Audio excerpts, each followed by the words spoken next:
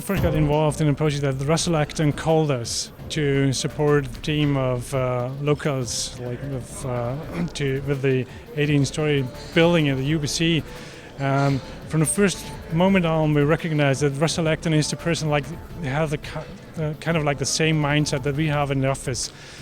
Sometimes I believe that even there's a lot of distance in between us, and there's a lot of different history just behind us.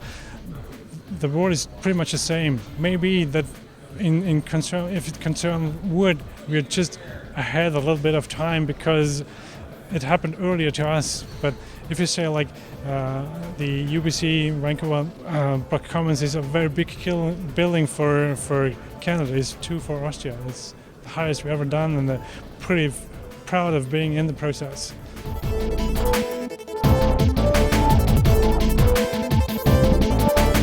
One of the major challenges is the economic situation. We've been compared to identical building, students' housing that did with prefabricated concrete elements, and they actually built it, so they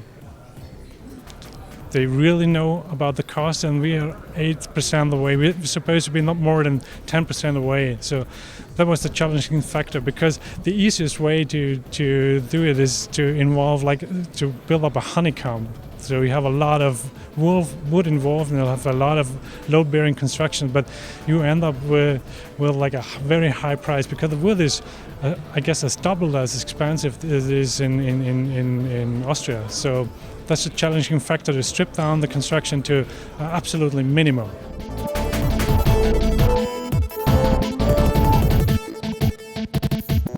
Compared to Canada, the Austrian code is way more repressive, and we have to deal with acoustical problems that is way higher than you have to face it here.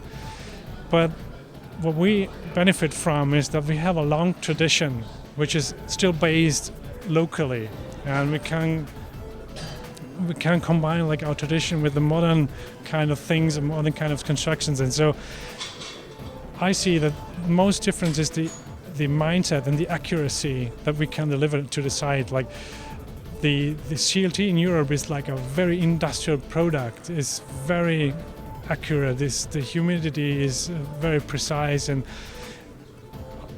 there's a big competition. There's several players on the market, and there's a different for me, I can't hardly understand, because there's only 2 players in BC, and there's nothing more than wood in BC. So at the moment, the industry is changing, and instead of producing 2x4 for the Americans, you start to make more technical products that gain you more income, more local wealth to not spend the money to the Americans and buy back the very expensive goods from the American market. And that's the development that we saw in our country, is just produce it local. In Vorarlberg, we do not use or suggest CLT panels because no carpenter is able to produce them in Vorarlberg. We just use them in Vienna, or if there's no other opportunity to do it. First we look at, can we have a way to produce it local, because we benefit from the local guys, and if we just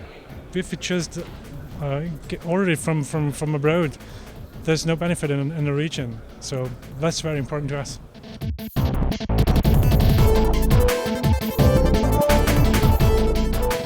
It's not that the industry is better. What the industry is producing is different.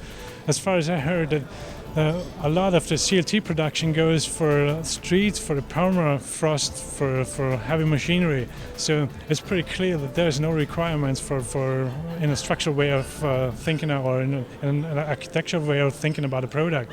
So a lot of production goes to very unsophisticated products. And the thing that happens now is that somehow a market starts, and that's the same situation that we had in 2004 when we did the first condominium with CLT. It was brand new then for us to have it competitive to a different system.